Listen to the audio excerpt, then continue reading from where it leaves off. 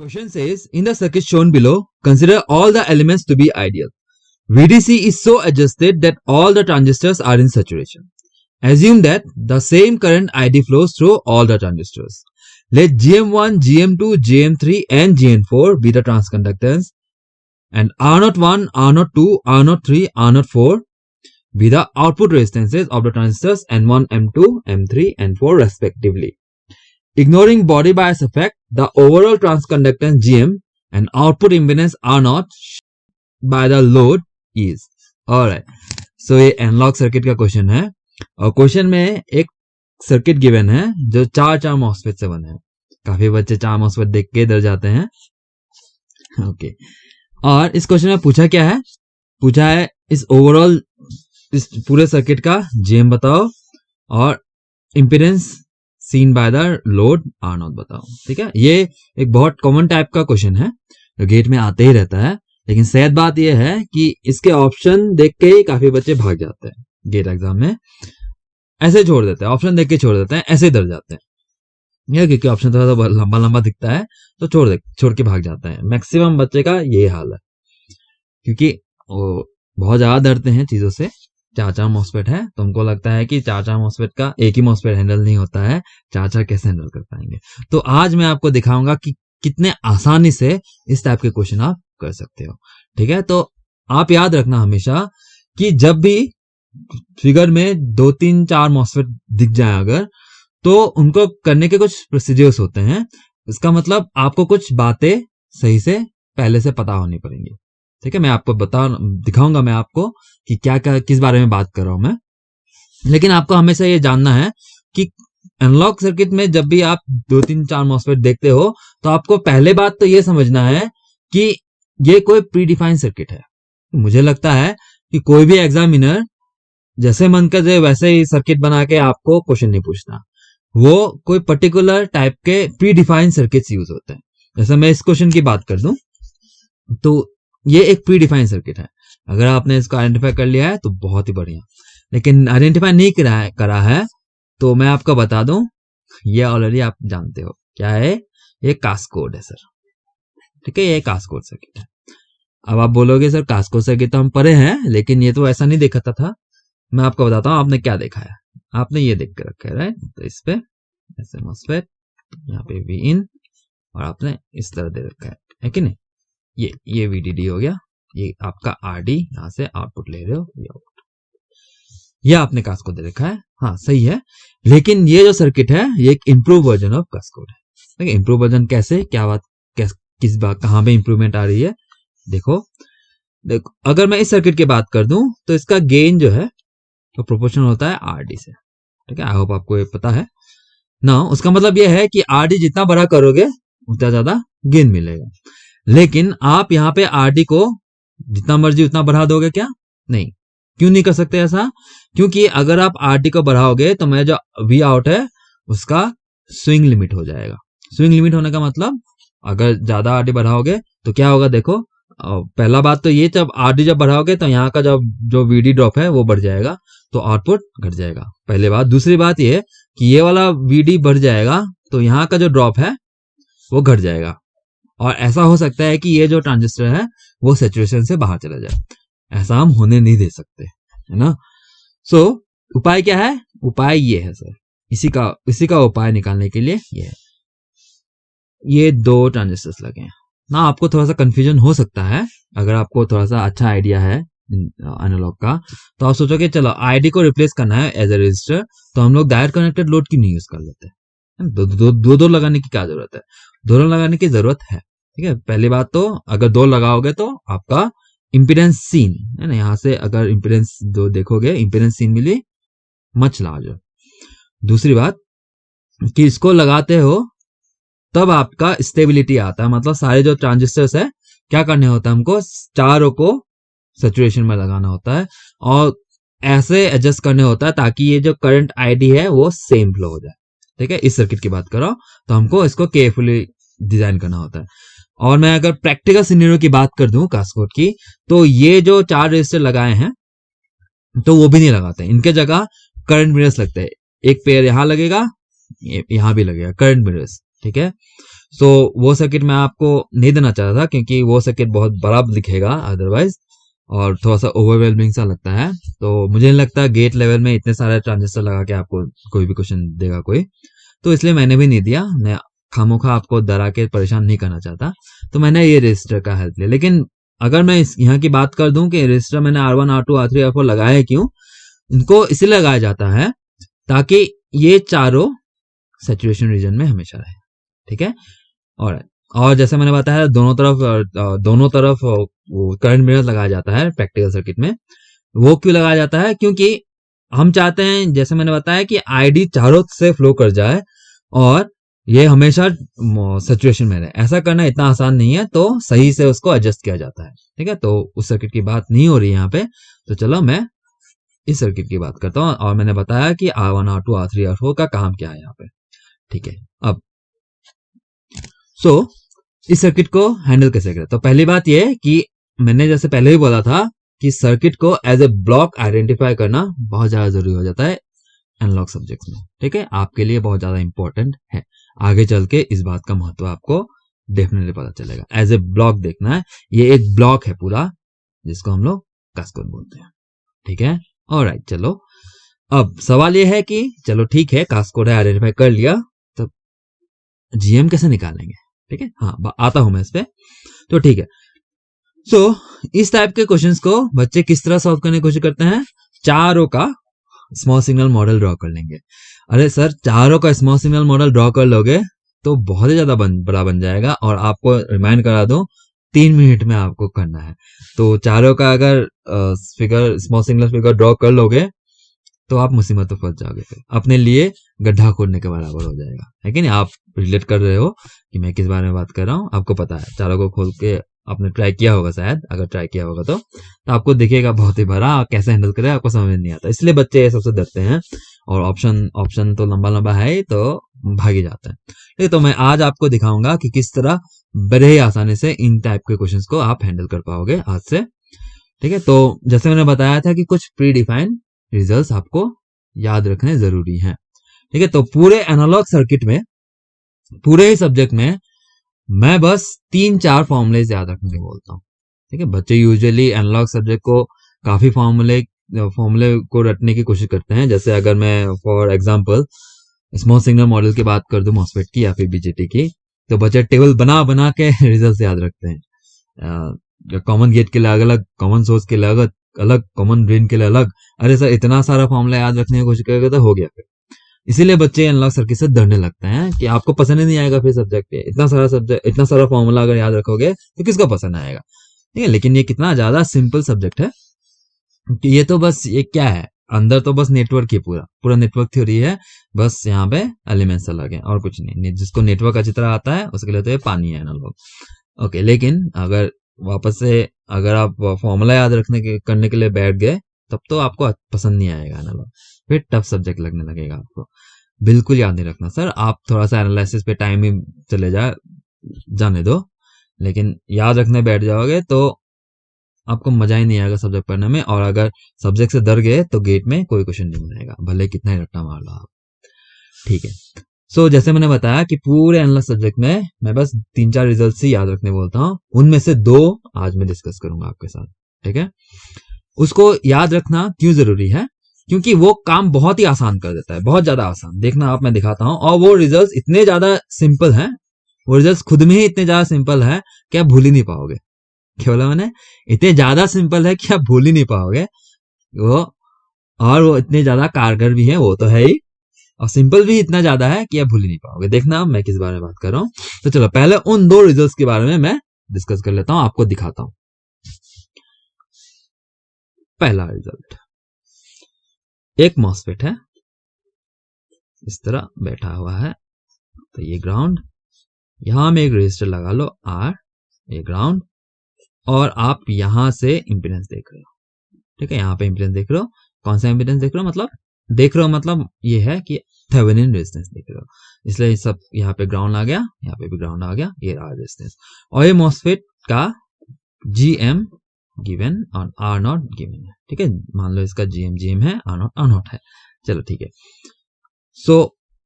आप ध्यान रखना, आप देख कहां से रहे हो, आप देख रहे हो इसका ड्रेन से। ये आपका सोर्स हो गया, ये तो गेट है ही, ठीक है। तो RTH कितना होगा, बहुत ही ज्यादा सिंपल है। देखो ये R प्लस R0 प्लस इसका intrinsic gain GM R0 times R, बस खत्म, है ना सिंपल।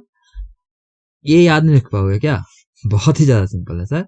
इससे ज्यादा सिंपल क्या हो सकता है आपके जिंदगी में, इतने इससे ज्यादा सिंपल फॉर्मूला होगा ही नहीं शायद। बस प्लस प्लस के फॉर्म में है और याद ही हो गया होगा, आग बंद करो देखो याद हो गया होगा, ठीक है, बस इतना। ओके, नाउ इसके बारे में आपको थोड़ा सा ध्यान ऑब्जर्वेशन अच्छा रखना है कि हम लोग देख कहां से रहे हैं, ड्रेन से देख रहे हैं, सोर्स पे R लगा है। हाँ, ये बात भी है कि R अगर नहीं हो तो क्या करेंगे, तब यहाँ पे आप 0 लगा लो, यही फॉर्मूला लगाओ, लेकिन आप इस R को 0 लगा दो, बचेगा क्या R0। ये रिजल्ट होता है कि नहीं, यही रिजल्ट होता है R0, ठीक है। तो अगर नहीं लगा है तो 0 लगा लेना, लगा है तो यूज कर लो ऐसे, ठीक है। तो ध्यान रखने की बात यह है कि आप कहां से देख रहे हो, ड्रेन से देख रहे हो, सोर्स पे R लगा है और गेट ग्राउंड है इस तरह। तो ये पिक्चर सही से आप देख लो कि किस सिचुएशन में इसको यूज करना है, वो तो मैं दिखाऊंगा, लेकिन आप इस पिक्चर को ध्यान से देख लो, ठीक है। इसको सही से याद रखना है, याद रख रहे हो तो बस रिजल्ट ही नहीं, कहां से देख रहे हो, क्या कर रहे हो, पूरा। ये हो गया पहला सर्किट।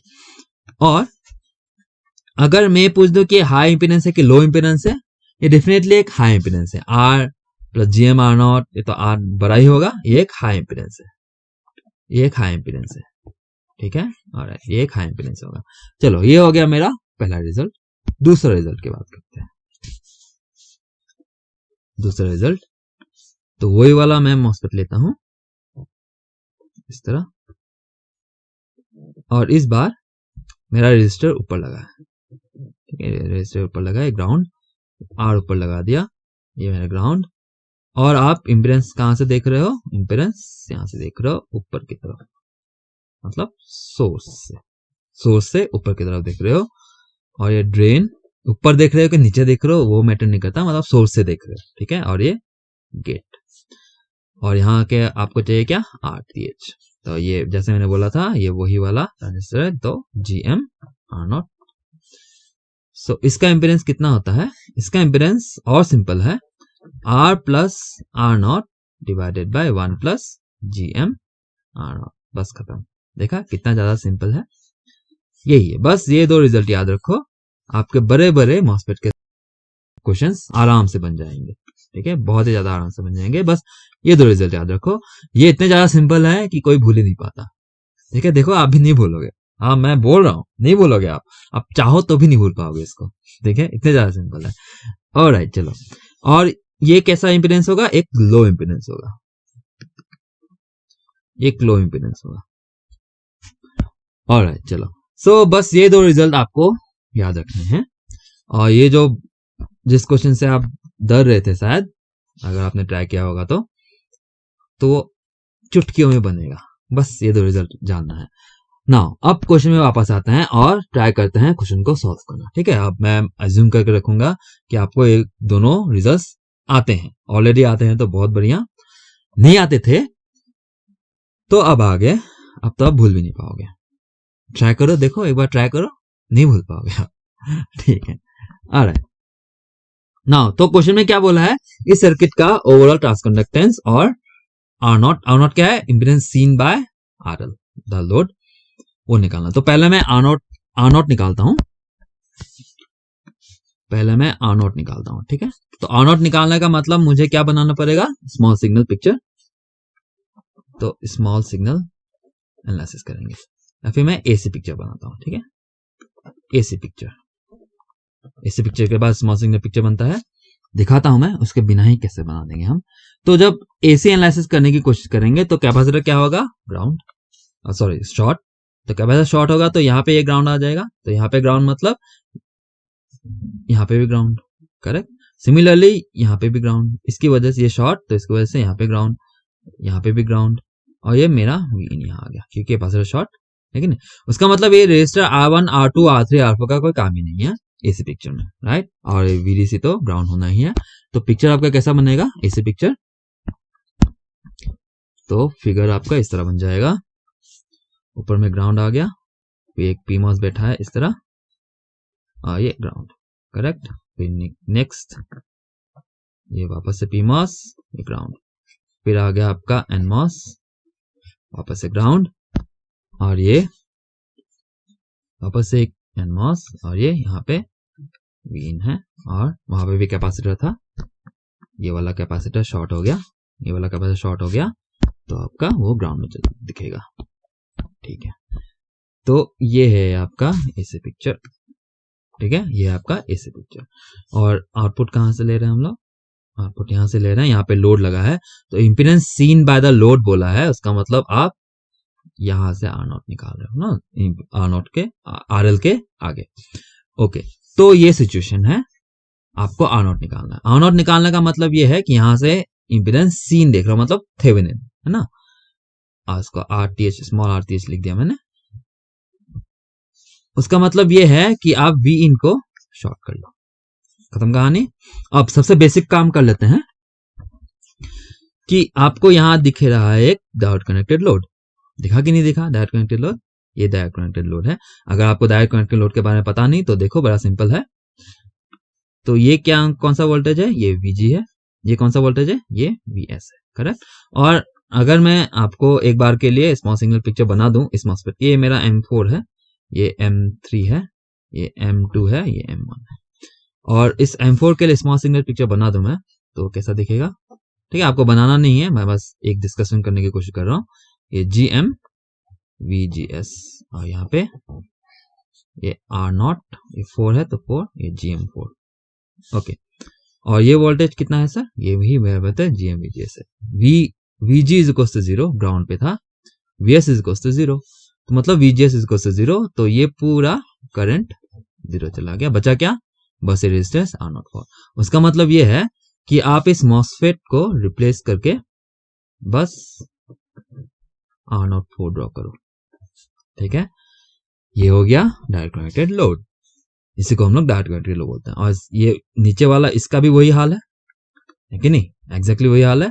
तो इसका मतलब इसको भी आप रिप्लेस कर लो, R0, M1 है तो 1, R01, करेक्ट है। ये पहला स्टेप। चलो अब आगे बढ़ते हैं। तो हमको चाहिए क्या? R0 चाहिए। R0 क्या है? यहां का एक इंपीडेंस दिखेगा जिसको मैं R अप बोल देता हूं, और इस तरफ एक इंपीडेंस दिखेगा, R डाउन बोल देता हूं। ठीक है, तो R0 is nothing but R up parallel with R down, ऐसा ही है। ओके, सो R अप पहले निकाल लेते हैं, R up and R down separately निकालते हैं। ठीक है, तो R अप क्या है? यहां से ऊपर दिख रहा है, ठीक है, यहां से ऊपर दिख रहा है। ठीक है, तो ऊपर वाला सर्किट बनाऊंगा मैं अब। तो ऊपर में क्या है सर? यहाँ पे तो ग्राउंड है, सबसे ऊपर ग्राउंड, उसके बाद ट्रांजिस्टर को रिप्लेस करके R04, फिर एक आपका PMOS दिख रहा है, इस तरह बैठा है, यहाँ पे ग्राउंड, और यहां से आप R0 देख रहे हो, यहां से आप R0 देख रहे हो, R अप देख रहे हो, सॉरी, यहां से आप R अप देख रहे हो ना। ये देखा देखा सा लग रहा है क्या? अरे वही तो है, नंबर 1 है कि नहीं है? आप बोलोगे सर ये तो PMOS है, वो तो PMOS था, ये तो NMOS है। कोई फर्क नहीं पड़ता सर, बस इतना फर्क पड़ता है कि आप कहां से इंपीडेंस निकालने की कोशिश कर रहे हो। कहां से निकालने की इंपीडेंस कोशिश कर रहे हो? देखो, आप ड्रेन से देखने की कोशिश कर रहे हो, सही बात। ये सोर्स है, ये ड्रेन है, NMOS है, PMOS है, कोई फर्क नहीं है, बस आप देखो ड्रेन से देख रहे हो तो सर्किट 1। ठीक है, सर्किट 1 का रिजल्ट ये रहा, एग्जैक्टली वही है कि नहीं? PMOS NMOS से कोई फर्क नहीं पड़ता, मैं चार फॉर्मूला दूंगा नहीं आपको। ठीक है, जितना सिंपल रखो उतना अच्छा है। ठीक है, तो इसलिए मैं PMOS के लिए अलग से दूंगा नहीं, क्योंकि वो वही है, क्यों दूंगा अलग से? ठीक है, सो R अप कितना होगा फिर? बड़ा सिंपल है, ये क्या था? ये M3 है, तो इसका GM3 R03, तो R अप क्या होगा? काम हो चुका है, R04 plus R03 plus interesting impedance GM3 R03 R04, काम खत्म, R अप आ चुका है। ये रहा आपका R अप। ठीक है, देखा कितना सिंपल। अब R डाउन भी चाहिए, ठीक है, तो R डाउन क्या, कौन सा था? इस सर्किट पे यहां से आप नीचे देख रहे हो, यहां से आप नीचे देख रहे हो तो R डाउन दिखेगा, तो नीचे वाला सर्किट ड्रॉ करता हूं मैं। सो नीचे यहाँ पे ऐसे NMOS बैठा है और यहाँ पे ग्राउंड, उसके नीचे क्या रिप्लेस हो चुका था R01 से। और ये कौन सा MOSFET है, ये M2 है, तो इसका GM2 R02 है। और यहां से आप देख रहे हो नीचे R डाउन, तो क्या देख रहे हो, ये ड्रेन है, ड्रेन से नीचे देख रहे हो, राइट। तो वापस से मेरा सर्किट 1, रिजल्ट 1 है कि नहीं, वही है रिजल्ट 1। बस NMOS है PMOS है कोई फर्क नहीं पड़ता, वैसे ये तो NMOS ही है। तो कौन सा रिजल्ट, एग्जैक्टली वही वाला रिजल्ट। कौन सा है, R01 plus R02 plus GM2 R02 R01, ये आपका R डाउन। काम हो गया है खत्म, ठीक है। बस आप लिख लो, क्योंकि R0 is equal to R0 up parallel R0 up parallel R0 down, ठीक है। तो इन दोनों का पैरेलल में लिख लो, थोड़ा सा रीअरेंज करके लिख देता हूं मैं। तो R0 इज इक्वल टू, ये 1 है तो पहले 1 लिखता हूं, R01 plus R02 plus GM2 R01 R02। ये resistor will be in parallel with ऊपर वाला R03 plus R04 plus GM3 R03 R04, ठीक है, हो गया। और ऑप्शन देखो आप, ऑप्शन में दिखेगा ये, ठीक है। ऑप्शन देखो, ऑप्शन में दिखेगा। तो कहाँ कहाँ दिख रहा है ये, ऑप्शन ए में दिख रहा है, एग्जैक्टली वही है। और बी में नहीं है, सी में दिखा आपको, डी में नहीं है। उसका मतलब ऑप्शन बी और डी नहीं होगा, ए या फिर सी होगा, ठीक है। बस काम खत्म हो गया, कितना सिंपल है ना। काफी बच्चे खामोखा इसे डरते हैं। अब R0 का काम हो चुका है खत्म। नेक्स्ट बात करेंगे अभी GM का, ठीक है। GM का, GM कितना है निकालो। सो जैसे मैंने बताया कि ये कास्केड सर्किट है, तो काफी बच्चे इसको आइडेंटिफाई नहीं कर पाते हैं, लेकिन जिसने आइडेंटिफाई कर लिया, तो मैं ये बोल रहा हूं कि काफी बच्चों को कास्केड का GM याद रहता है, ठीक है नहीं, अच्छी बात है, याद रहता है। लेकिन हम थोड़ा सा डिस्कशन करेंगे कि वो जो रिजल्ट आपको अगर याद है तो वो वैलिड ही क्यों है, एंड ओवरऑल GM किस तरह हम निकालते हैं, ठीक है। आप ध्यान से देखना मैं किस तरह हैंडल करता हूं उसको। सो GM निकालना है तो वापस से AC पिक्चर ही बनेगा, वापस से AC पिक्चर ही बनेगा। तो AC पिक्चर जो था वही देख चुके हैं हम लोग, वापस से ड्रॉ करता है। यहाँ पे ग्राउंड, ये मेरा PMOS, यहाँ पे ग्राउंड, वापस से मेरा PMOS, यहाँ पे ग्राउंड, ये मेरा NMOS, यहाँ पे ग्राउंड, और ये मेरा वापस से NMOS, और यहाँ पे मेरा Vin, ये ग्राउंड, करेक्ट है। और यहाँ पे आउटपुट कहाँ से ले रहा है, यहाँ से आउटपुट। अब GM के बारे में शुरुआत हमेशा ऐसे करना, d ID by d VGS, ठीक है।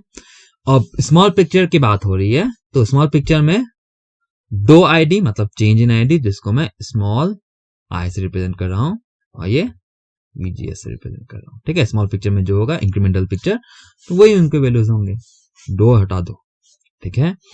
अब ये करंट कौन सा करंट, ये मेरा आउटपुट करंट होता है, आई आउट, या फिर बेटर रहेगा इसको आप नॉर्टन करंट की तरह बोलो, ठीक है। नॉर्टन करंट की तरह बोलो, पढ़ा है ना नेटवर्क पे, नॉर्टन करंट, इसको मैं नॉर्टन करंट की तरह रिप्रेजेंट कर दिया VGS।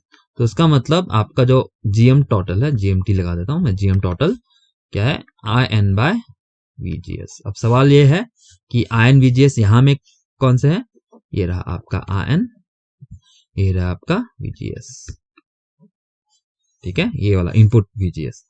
तो VGS is nothing but Vin, तो आपको साफ साफ दिख रहा है यहाँ पे GM total is equal to जो आउटपुट करंट IN, जिसको मैं नॉर्टन करंट बोल रहा हूँ, डिवाइडेड बाय VGS। VGS कितना है, Vin, ये इसको क्वेश्चन नंबर 1 मान लेते हैं और हम आगे बढ़ते हैं, ठीक है। एक और बात कि यहां में जो IN है आप इस तरह भी ले सकते हो, या फिर नॉर्टन करंट इस तरह लेंगे, ठीक है। IN इस तरह रिप्रेजेंट करेंगे, या फिर आप, चलो बच्चे इस पे कंफ्यूज होते हैं काफी बार, तो मैं आपके साथ डिस्कस कर लेता हूं इस बात को भी। आप पे ये डिपेंड कर जाएगा कि आप IN अंदर ले रहे हो कि बाहर ले रहे हो, किस पे डिपेंड कर जाएगा कि जीएम आपका नेगेटिव आ रहा है कि पॉजिटिव आ रहा है। ठीक है, तो आपका नेगेटिव आ रहा है तो घबराने की कोई जरूरत नहीं है, तो उस नेगेटिव माइनस साइन को इग्नोर कर लो, क्योंकि वो इस वजह से आ रहा है कि आप कौन सा डायरेक्शन में आई ले रहे हो। ठीक है, तो उससे घबराने की कोई जरूरत नहीं है, आई को इग्नोर मार देना है। ठीक है, आई को सॉरी नेगेटिव साइन को इग्नोर मार देना है। ठीक है, और चलो तो मैं कौन सा रखता हूं, मैं बाहर वाला रखता हूँ। ठीक है, इसको रखता हूँ, अगर नेगेटिव साइन आया तो इग्नोर मार देंगे। ठीक है, कि मैं ये सब आपके साथ इसलिए डिस्कस कर रहा हूँ क्योंकि बच्चे इसको जब अप्लाई करते हैं तो कभी कभी उनका नेगेटिव आता है तो कभी काफी परेशान हो जाते हैं। ठीक है, तो उनको लगता है कुछ गलत कर दिया, नहीं, उसको माइनस साइन को इग्नोर कर लो आप, कोई टेंशन नहीं। ओके चलो, अब देखो मेरा डिस्कशन, अब ध्यान से सुनना कि ये जो करंट आ रहा है आउटपुट पे आयन, वो कौन प्रोवाइड कर रहा होगा, इन प्रोवाइड कर रहा है, और कोई सोर्स है क्या, नहीं। उसका मतलब करंट ऐसे ही जा रहा होगा, करेक्ट, करंट ऐसे ही जा रहा होगा, और ये करंट जब यहां तक पहुंचा होगा उसको क्या दिखा होगा, एक शॉर्ट सर्किट, और उसके पैरेलल में बाकी सब ये तामझाम। तो कौन सा पाथ चूज करेगा, 100% पूरा का पूरा इस तरफ आ जाएगा, मतलब ये करंट आयन यहां से फ्लो हो रहा होगा पूरा पूरा। उसका मतलब ये है कि इसका वाला जो ऊपर वाला जो सर्किट बैठे हैं जो दो मॉसफेट, उसको आप इग्नोर कर सकते हो इन टोटल, करेक्ट है, क्योंकि आयन को उससे कोई मतलब ही नहीं है, लेकिन है ना, आयन को उसको कोई मतलब नहीं है, उसको आप पूरा उड़ा दो, इग्नोर कर दो। ठीक है, तो ऐसा करेंगे तो मेरा सर्किट और सिंपल हो गया, देखो ये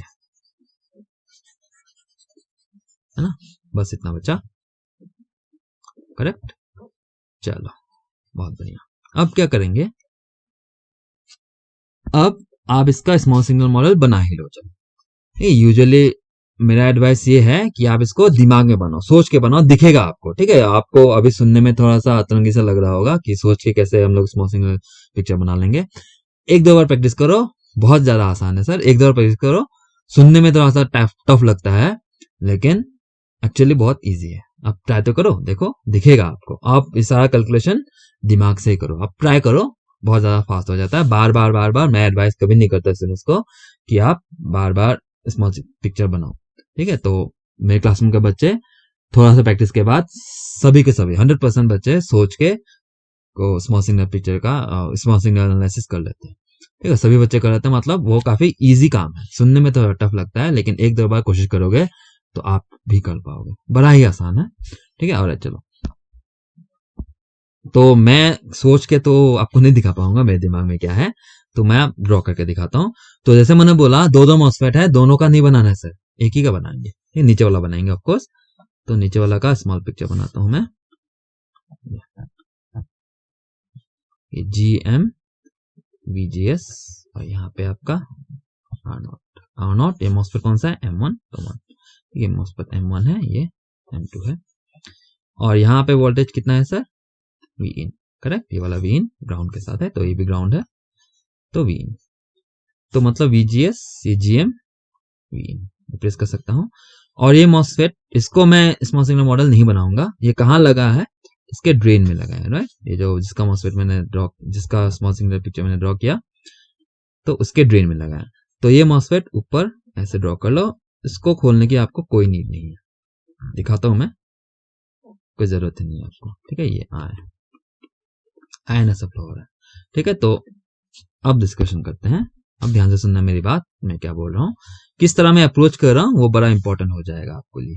ठीक है, और तो करंट ये नीचे जा रहा है, चलो मैं डिस्कशन पर्पज के लिए ऊपर वाला करंट दिखाता हूँ, मतलब ये -GM Vin की बात कर रहा हूँ। ठीक है, -GM Vin ऊपर जा रहा है। ठीक है, सो ये करंट यहां आया तो क्या होगा, कुछ पार्ट ऐसे डिस्ट्रीब्यूट होंगे और कुछ पार्ट ऐसे डिस्ट्रीब्यूट होंगे। किस हिसाब से डिस्ट्रीब्यूट होता है, करंट डिस्ट्रीब्यूशन से। करंट डिस्ट्रीब्यूशन मतलब आपको यहां से RTH चाहिए। ठीक है, तो चलो RTH निकालते हैं, वो तो बड़ा आसान काम है, आप समझ ही होंगे मैं क्या करने वाला हूं, वही दोनों में से कोई एक यूज करूंगा, ये RTH, राइट। अब ये सोर्स से आप देख रहे हो और ड्रेन पे कोई रेजिस्टेंस नहीं, मतलब R = 0 है। तो कौन सा फोटो, नंबर 2 सोर्स से आप देख रहे हो ऊपर की तरफ, यहाँ R है वहां R नहीं, घबराने की कोई जरूरत नहीं है, आप उसको 0 कर लो। ठीक है, रिजल्ट एक बार देख लो, आपको याद नहीं हुआ है तो या भूल ही नहीं पाओगे आप इसको, तो पहली बात। तो ठीक है, तो मैं अब उसको बनाता हूं। ये कौन सा ट्रांजिस्टर है? ये M2 है, ये M2 है। तो ये GM2 और R02। तो RTH कितना है सर? R तो जो 0 है, 0 plus R02 divided by 1 plus GM2 R02। Clear है? तो ये हो गया। चलो 0 हटा देता हूं, तो ये ठीक है। तो ये रिजल्ट है सर RTH का, ठीक है। और पॉइंट टू बी नोटेड ये है कि एक लो इम्पीडेंस है, राइट, एक लो इम्पीडेंस है। उसका मतलब ये जो करंट सोर्स था, मैं अगर सेपरेटली बना दूं, ये जो करंट था जो माइनस GM V in, इसके पैरेलल में दो रेजिस्टर दिख रहे हैं उसको, R01 और ये वाला RTH, ठीक है। तो ये R01 कैसा रेजिस्टेंस होता है? हाई की लो? हाई, बहुत हाई, सबको पता है ये हाई होता है। और ये अभी देखा हम लोग ने, ये लो है। तो उसका मतलब ये है कि यहां से जो करंट निकलेगा तो मैक्सिमम ऑफ द करंट यहां आएगा। कुछ पार्ट तो यहां आएगा, ओपन सर्किट तो है नहीं तो आएगा जरूर, लेकिन 95%, 90 to 95% इस तरफ करंट आएगा, ठीक है। मतलब अप्रोक्सीमेट करके सारा करंट यहीं आएगा बोल सकते हो आप, ठीक है, क्योंकि R01 बहुत ही हाई होता है। तो अब यहां आ जाओ, तो वो यहां भी वही हो रहा है, क्योंकि मैक्सिमम करंट उस तरफ जा रहा है, यहाँ पे थोड़ा ही करंट आ रहा है, बाकी का सारा करंट इस तरफ जा रहा होगा, जो आयन बन के निकलेगा। अभी आयन बन के निकलेगा ना, जो आयन बन के निकलेगा। तो उसका मतलब मेरा I N is equal to minus GM V in ही है, ठीक है। I N is equal to minus GM V in ही है। सो चलो उसको, उस रिजल्ट को मैं यहाँ लिख लेता हूँ। तो I N is equal to minus GM, कौन सा GM है सर? GM1, ठीक है। वापस ये मैंने 1 लिखा नहीं, क्योंकि ये M1 का था, तो GM1, तो ये भी GM1 आएगा। तो ये GM1, तो GM1 V। चलो मैं साफ सुथरे जगह में लिख लेता हूँ, ये। तो ये IN is equal to minus GM1 V in। इसको रीअरेंज कर लूं तो IN by V in is equal to minus GM1, ठीक है, माइनस GM1। और IN by V in already हम लोगों ने देख रखा था, ये रहा GM टोटल, ठीक है। तो हो गया काम। तो यही मेरा GM टोटल है। और जैसे मैंने बोला था, नेगेटिव साइन आए तो आप इग्नोर कर दो, क्योंकि ये इसलिए हुआ क्योंकि मैंने करंट आउटसाइड लिया। इनसाइड करंट लेता तो नेगेटिव साइन नहीं आता, ठीक है। सो छोड़ दो उसको, इग्नोर मारो, क्योंकि वो करंट डायरेक्शन की वजह से। तो ये इक्वल नहीं, ऑलमोस्ट ऑल इक्वल है, ठीक है, अप्रोक्सीमेट वैल्यू है, क्योंकि थोड़ा करंट तो उधर जा ही रहा था ऑफकोर्स। तो ये almost all equals to GM1। तो यही रिजल्ट एक कास्कोट का होता है, जो बच्चों को याद रहता है। तो मैंने आपको दिखाया ये वैलिडिटी में, ठीक है। तो ऑप्शन देखो, आपको दिख जाएगा ऑप्शन ए। दो ऑप्शन तो ऑलरेडी उड़ चुके थे, तो ए और सी चेक करो, तो सी दिख रहा है आपको राइट आंसर, ठीक है। तो सी आपका राइट आंसर हो गया, ठीक है। तो इस तरह बड़े ही आसानी से हम लोग बड़े बड़े मॉसफेट के GM R0 पूछते हैं, गेट पे तो पूछते रहते हैं, लगातार पूछ रहे हैं। तो ऐसे क्वेश्चन आने के बहुत हाई चांसेस है, तो इस बार आपसे मिस नहीं होना चाहिए, ठीक है।